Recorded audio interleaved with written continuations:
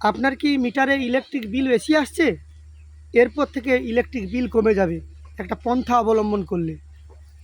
একজন মৌলবী, পাকিস্তানি মৌলবী, তিনি নিদান দিচ্ছে কীভাবে কি করলে ইলেকট্রিক বিল কম আসবে। ওনার বক্তব্যটি একবার শুনুন।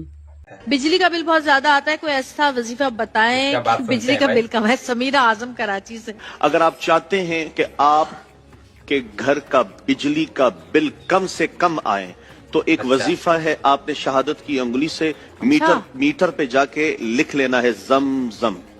अच्छा, आपने लिख लेना है जम जम जम। जम।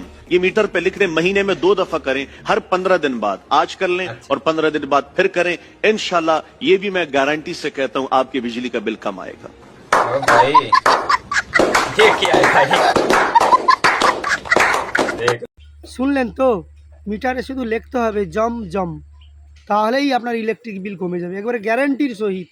তিনি বললেন ভাবা যায়, ভাবুন, ভাবতে শিখুন।